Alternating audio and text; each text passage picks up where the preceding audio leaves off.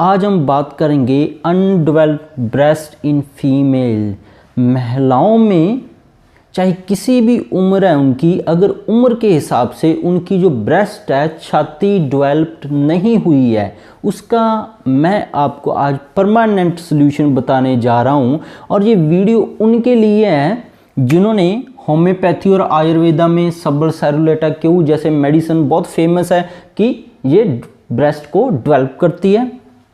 Oestrogenic उन्होंने hormone treatment भी English करवा लिया है, हार्मोन पिल्स ले लिए हैं, एस्ट्रोजन प्रोजेस्टेरोन के उन्होंने इंजेक्शन लगवा रही हैं, पर फिर भी और इसके बिना ब्रेस्ट की जो मसाज है, डिफरेंट ऑयल आते हैं, बहुत सारी क्रीम्स आती हैं, सब कुछ उन्होंने इस्तेमाल कर लिया है, पर ब्रेस्ट उनकी अब भी जिसके हिसाब से रिजल्ट चाहिए था डेवलप्ड नहीं हुई है। उसके कारण और उसका परमानेंट सॉल्यूशन अगर आप ये आज वीडियो देख रहे हैं, लास्ट तक देखेंगे, आपको मिल जाएगा। और मैं श्योर गारंटेड हूँ इस वीडियो को देखने के बाद आप अपना इलाज कर पाएंगे, आप कहीं पे भी दुनिया के कोने पे रहते हो। तो आप हमारे साथ जुड़ जाइए। जुड़ने के लिए आप हमें सब्सक्राइब कर लीजिए, बेल को दबाकर नोटिफिकेशन ऑन कर लीजिए ताकि ऐसी हेल्पफुल वीडियोस आप तक हर रोज पहुंचती रहे।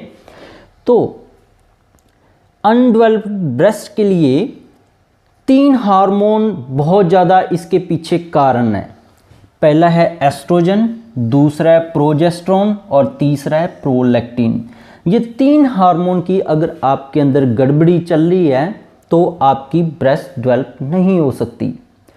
अब चलते हैं कि ये तो होगी जिनकी माहवारी शुरू हो गई है, ये 3 हार्मोन्स की गड़बड़ी उनमें चलती है। अब जिन बच्चों की माहवारी नहीं शुरू हुई है पर लग रहा है कि इनकी ब्रेस्ट है, जैसे 10 साल की उम्र हो गई है, 12 साल की, 14 साल की उम्र है, उसके हिसाब से भी नहीं बनी है, तो उसके पीछे IGF एक तरह का रसायन होता है जिसको बोलते हैं इंटरस्टिशियल ग्रोथ फैक्टर। ये एक कारण हो सकता है इंटरस्टिशियल ग्रोथ फैक्टर का कम होना। अगर 14 साल की उम्र से पहले ये कम हो जाता है तब बच्चों की ब्रेस्ट उनकी हिसाब से जितनी होनी चाहिए वो नहीं होती है। जैसे ही 14-15 साल की उम्र में पीरियड शुरू होते हैं तो ये तीनों हार्मोन कारण उसका होते हैं ब्रेस्ट डेवलप ना होने का। अब इसके ट्रीटमेंट को समझने के लिए आपको मैं साइंस को बिल्कुल हिंदी लैंग्वेज में समझाऊंगा।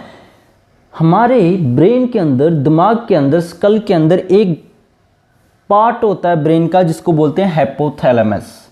हाइपोथैलेमस एक तरह का रसायन छोड़ता है जिसको बोलते हैं गोनाडोट्रोपिक रिलीजिंग हार्मोन। ये एक तरह का संदेश वाहक होता है।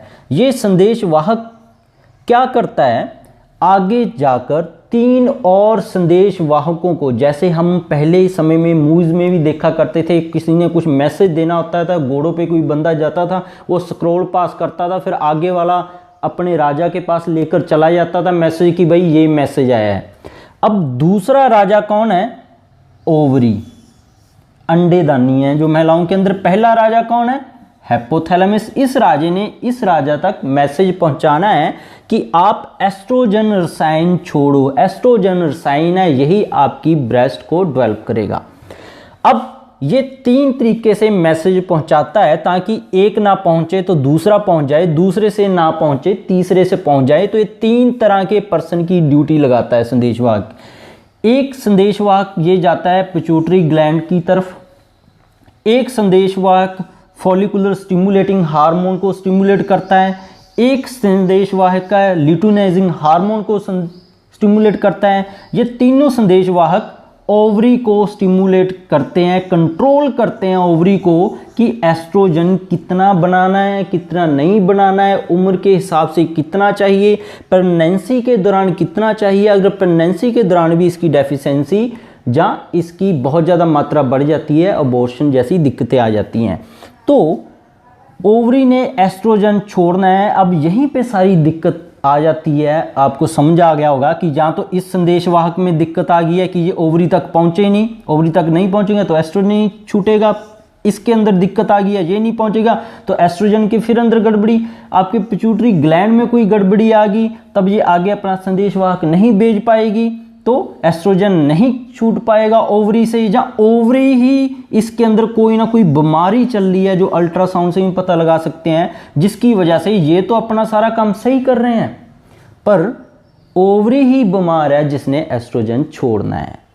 आप समझ आएंगे होंगे। एक और हार्मोन है प्रोलैक्टिन, ये भी ओवरी को कंट्रोल करता है और एस्ट्रोजन की इसके ऊपर काफ़ी कंट्रोल है और एस्ट्रोजन को कंट्रोल करके ये ब्रेस्ट की ग्रोथ करवाता है या इसके अंदर कोई दिक्कत आ गई है। अब ये सारा सिस्टम फेल हो गया है तो बॉडी के पास एक और सिस्टम है ब्रेस्ट को डेवलप करने का। अब बॉडी यहीं पे नहीं रुकती, बॉडी के पास बहुत कुछ है हर बीमारी से लड़ने का, वो है इंटरस्टिशियल ग्रोथ फैक्टर का। ये भी एक तरह का रसायन है जो ब्रेस्ट के इनलार्ज करता है। अब इंटरस्टिशियल ग्रोथ फैक्टर का कंट्रोल किसी के पास है, लिवर के पास। लिवर है वो 70 to 80% है इंटरस्टिशियल ग्रोथ फैक्टर रसायन बनाता है। अब आपका क्या हुआ, लिवर ही डैमेज चल रहा है, ओटीपीटी बढ़ा हुआ है, आपको डेंगू हो गया था, निमोनिया हो गया था, पीलिया हो गया, आप स्टीरॉयड मेडिसिन पे आए हैं, आप पेन किलर खा रहे हैं, जब बार बार बच्चों को स्टीरॉयड देना पड़ रहा है जुकाम खांसी एलर्जी के लिए, तो किसी न किसी बीमारी के लिए दवाइयाँ चल रही हैं तो लिवर बीमार हो जाता है। तो ये 14, 16, 18 साल तक इसका बहुत बड़ा रोल है ब्रेस्ट की डेवलपमेंट के ऊपर, उसके बाद भी है पर उस उम्र तक सबसे ज़्यादा बड़ा है। तो लिवर का आप ध्यान रखिए क्योंकि लिवर आईजीएफ नहीं छोड़ पाएगा, जो 70 से 80% आईजीएफ लिवर ने छोड़ना होता है, तो ब्रेस्ट डेवलपमेंट के अंदर दिक्कत आ जाएगी। और अगर ये सब कुछ करने से बिल्कुल भी नहीं आपकी ब्रेस्ट डेवलप हो रही तो मतलब आपके दोनों सिस्टम फेल हो चुके हैं, इनको ट्रीटमेंट करने की ज़रूरत है।